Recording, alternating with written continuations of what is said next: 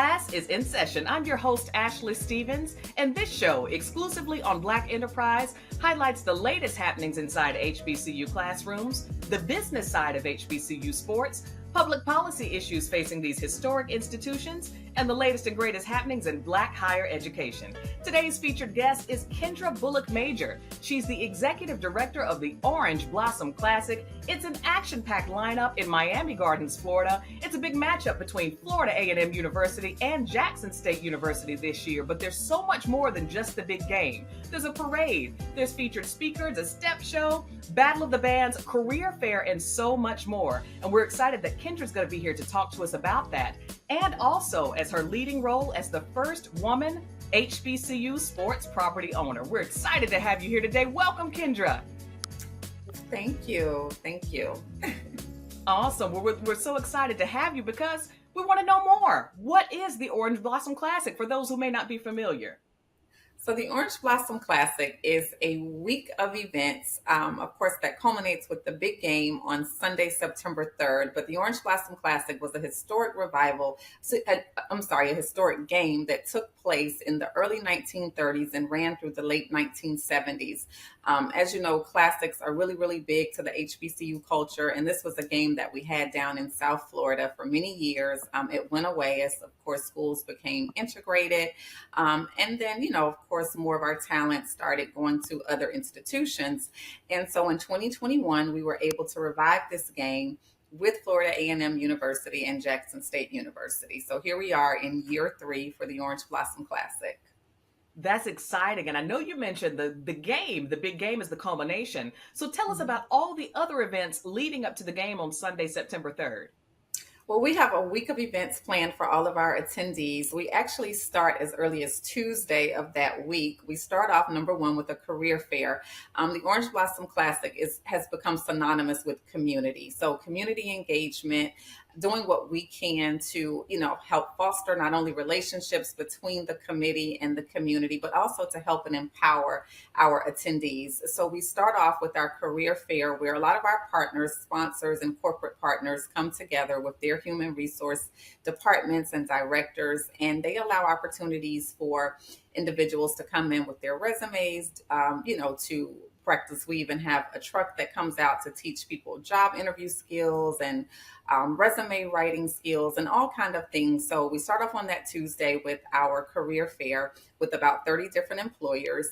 And then on Thursday, we have our golf tournament. Our golf tournament is our celebrity golf tournament that features this year. Our celebrity host is Luther Campbell. We're celebrating 50 years of hip hop. So this is also a game where sports and entertainment kind of collide. So he's our celebrity host for our golf tournament. Proceeds towards the golf tournament actually go to benefit our National Alumni Associations from our participating universities. On Friday, we have another opportunity to raise funds for scholarships, and that is our luncheon.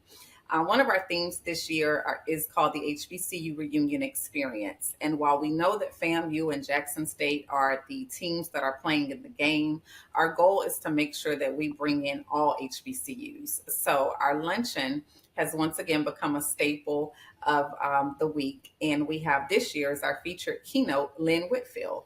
So a lot of people may not know, but Lynn Whitfield is actually a 4th year alumnus from Howard University. She's a Bison. And so she will be with us speaking on her opportunities at an HBCU, how it helped to mold and shape where she is today. And again, sports and entertainment come together. So we have a very special performance by Stokely, of course, from Mint Condition. So people are really excited about that. That's Friday with our luncheon. Can't have a classic without bringing out your Greek orgs and your Divine Nine. So Friday night, we have the Stomp Down Experience, which is our official Friday night event that will showcase a lot of talent, and we'll be, doing all kind of stepping and just having a great time there. On Saturday, we have the parade. If anyone is familiar with the original Orange Blossom Classic, the parade was just as big as the game. Wow. We bring out the royal courts from both universities. We have high school marching bands. You name it, they're there. All of our elected officials, beautiful floats. But the parade is really special because, again, it's that community aspect. So the community comes out, they enjoy the parade, and then we finish off with the what we call our on the yard experience. So at the end of the parade, we recreate that on the yard experience, just like when you're at your HBCU for homecoming or just a Friday afternoon, enjoying your time on the set at an HBCU. So that's Saturday. And then on Sunday, we have the big game with our Fan Fest. Pepsi is one of our official partners. They're our official beverage of the OVC. And so they'll be activating their Pepsi soundstage. So we'll have some talent there. And then at 3 p.m., we go into the stadium to kick off for the big game. This is exciting. What a lineup. I got to go back to the golf tournament. Luther Campbell, who for some of our audience may not know that name, but they may know him as Uncle Luke. Uncle Is that Luke. right? But that's So I exciting. often joke, I say he's Uncle Luke when I need him to be Uncle Luke, and then he's Luther Campbell when I need him to be Luther Campbell. Got it. And tell us again, what does the golf tournament benefit?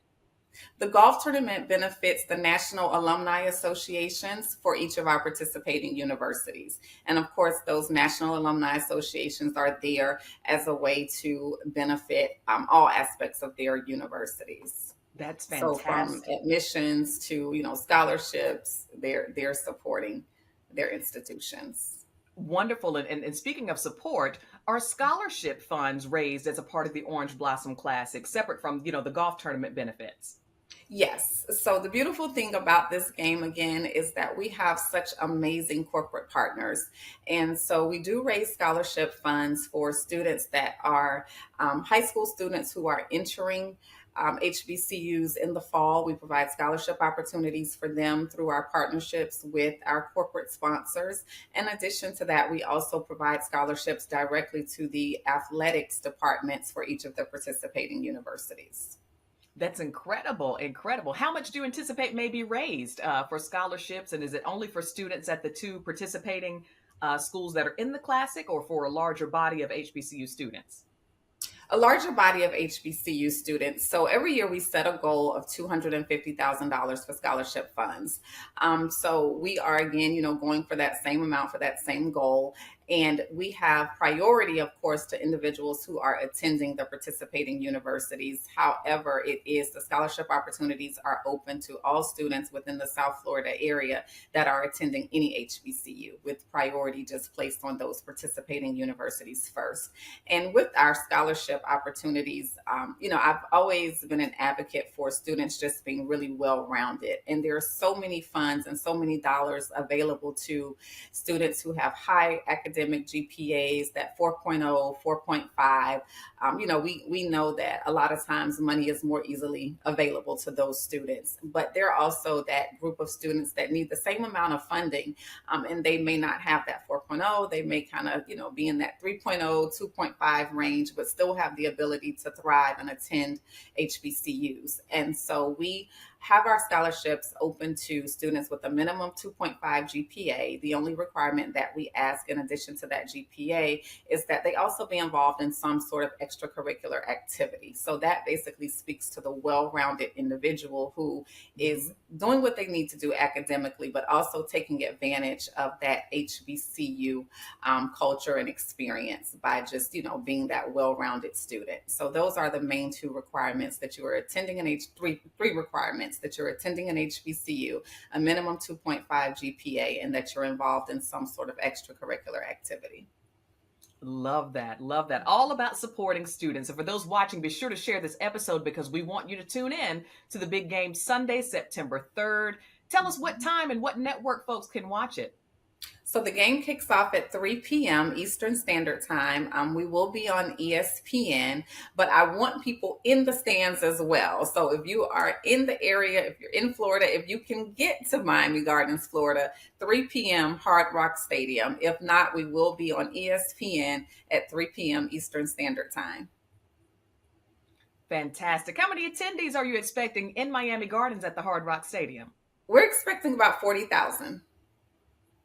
Wow, that's a big deal. That's a Yes. really, really big deal. So Yes. numbers obviously matter, both for in-person attendance and also the viewership. Tell us why viewership matters. Viewership is important for several reasons. For one, these two institutions, two amazing universities that have, those powerhouse programs. And I always say, not just in HBCU football, but in FCS football, period, these two institutions are important. We have student athletes who are playing in an NFL stadium, who are getting an opportunity of their lifetime and who are extremely talented. So being on these type of networks like ESPN, and we're very grateful for our ESPN partnership, it's important that these student athletes have this national platform. It's important that these HBCUs have this national platform. So the more people we have watching these games and supporting these games, what it says to these networks is that we have a product that is important and that is significant to the nation. So we want people to tune in and show support. We've been fortunate the last couple of years to actually be one of those top games viewed week one of college football. I think we were probably second. Each year we came in second as it relates to that week one of opening football. So that's important. And we want to keep that trend going to show that we're showcasing a product that means a lot to a lot of people.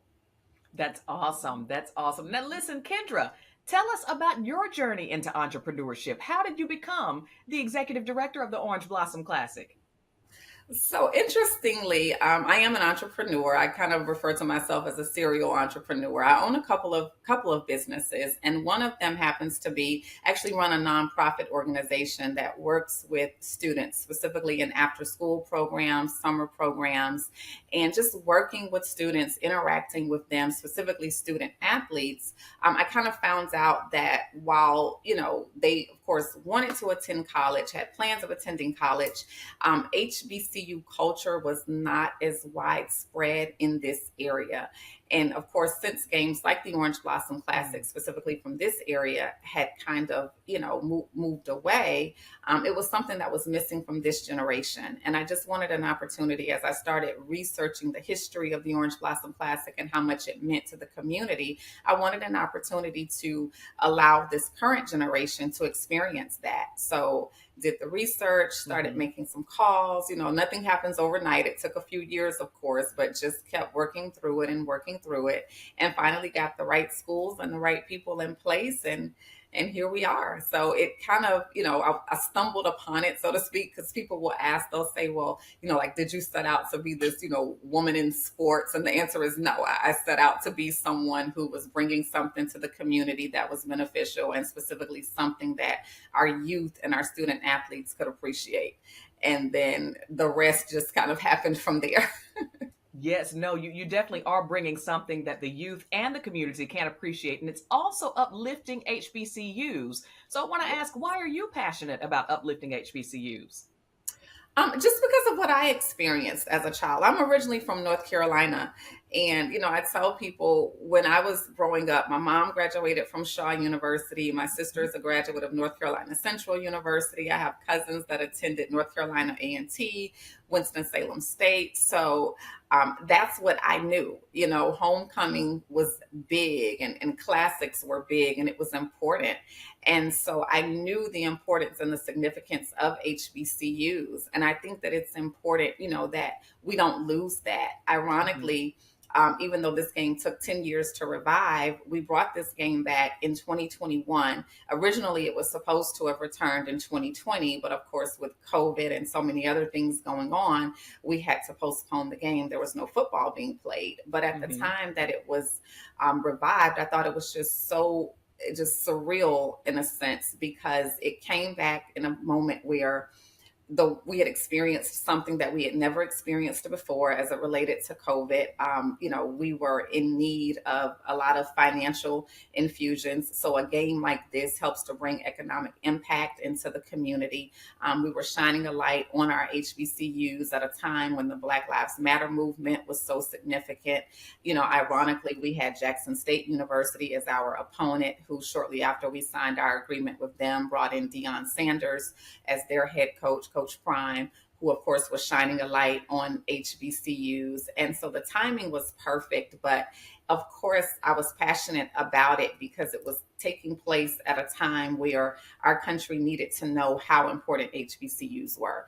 And HBCUs have always been that place for us when, again, we weren't necessarily welcomed and celebrated in mainstream or at other institutions. Mm-hmm. They've always been the ones to bridge that gap between our, uh, African American and communities, along with bridging that gap between those communities, and then also, of course, bringing together higher education. And so that was important. That was significant to me, and I just felt like it happened at a time that we needed it the most. So it just the passion just continued. You don't ever want to allow these conversations to die just because things aren't happening in the media every single day to bring attention to it. We had the conversation. Now let's keep it going. Let's keep encouraging, African American students to attend these HBCUs. Let's remind people of why HBCUs were created to begin with. And so that's where we are, and that's what we try to do. And I think that's why it's so important that games like this and events like this are highlighted on a national level. Completely agree with you. And I love the fact that you turned that conversation into an actual movement and you're continuing the classic and its greatness. We actually had the chance to sit down with JSU's new coach, TC Taylor, as well as South Carolina State University head football coach Buddy Pugh for the Cricket MEAC SWAC Challenge as well. And they also talked about the business impacts and the importance of viewership for that big game. So let's talk about numbers again. This is Black Enterprise. You mentioned businesses and business impacts. Talk about that with the Orange Blossom Classic. Is there a chance for businesses and Black businesses to be highlighted?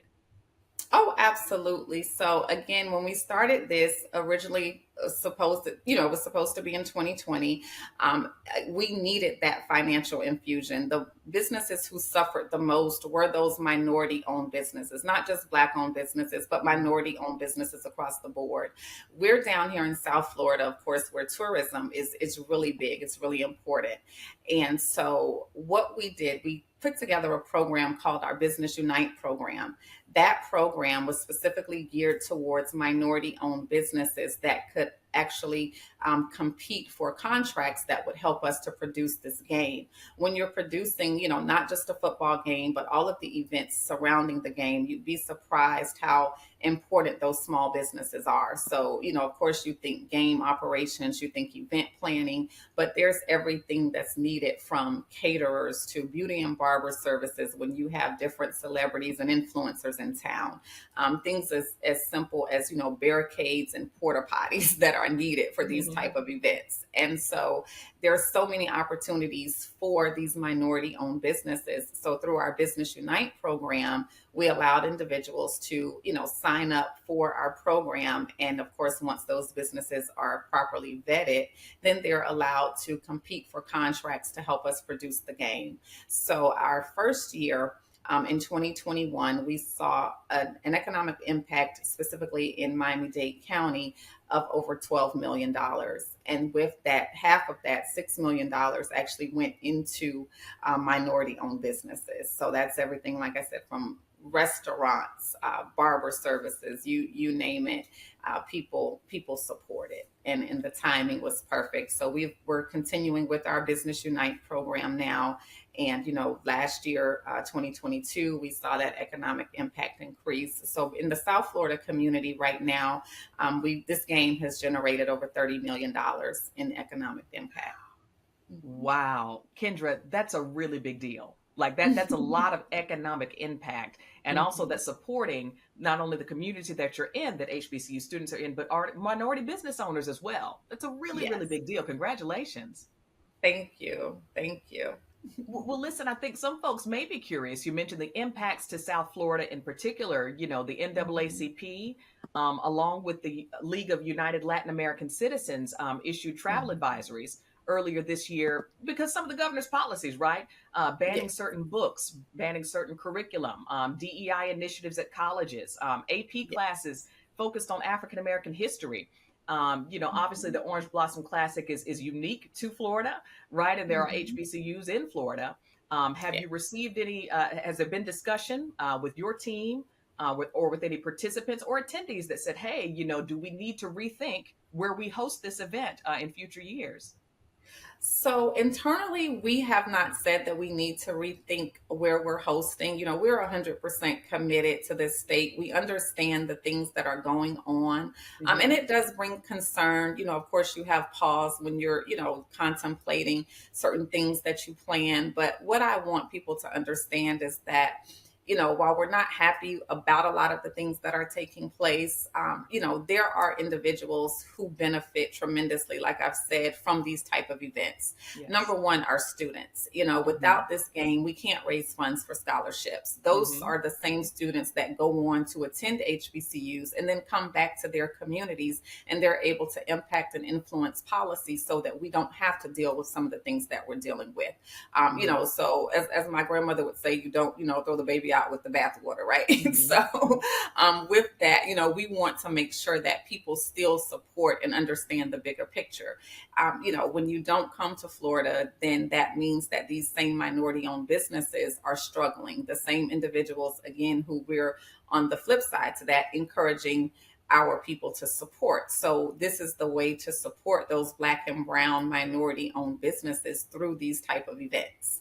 The beautiful thing about this, of course, with having Florida A&M University, a large part of our fan base is from the state of Florida. Okay. So of course they're already here, but we do still encourage that other 45% that come from out of state to understand what the caution, what the cause and what the mission is, and to continue to support. And when you come into town, be selective as to what type of businesses you support. So use our minority owned directory, use our Business Unite directory to help infuse dollars directly into those businesses.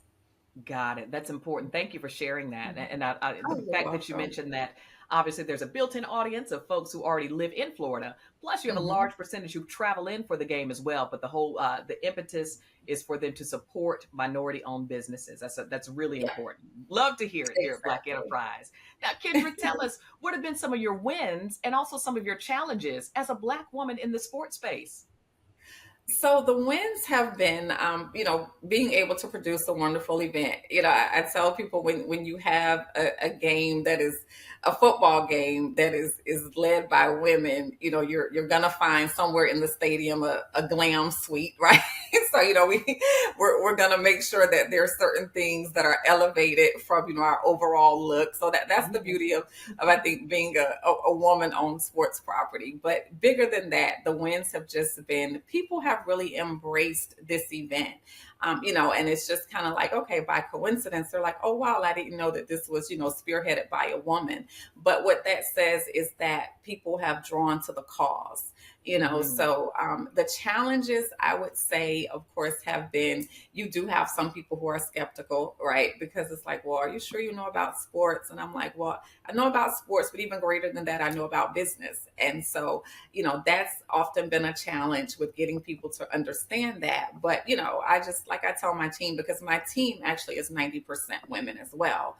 So I tell Wow. them, arm yourself with knowledge, regardless of what your gender is. When you're knowledgeable and you're speaking the things that need to be heard, I don't care who's sitting at the table. At some point, whether it's now or later, they will listen. And so that we have been fortunate to have those individuals that have listened up, and they've supported this event. That's a really big deal. 90% of your team is women. That is Hmm. incredible. And I know Yeah, you mentioned to them, arm yourself with knowledge. Just to close and right. wrap up here, what other advice do you give not only to the women on your team, but other women who are entrepreneurs or seeking to get into the space of ownership and especially in the sports side? What advice would you give to other women, particularly Black women? It might sound a bit cliche, but it's simple. Just keep going. Don't give up. This wasn't something I started this process, I believe, in 2011.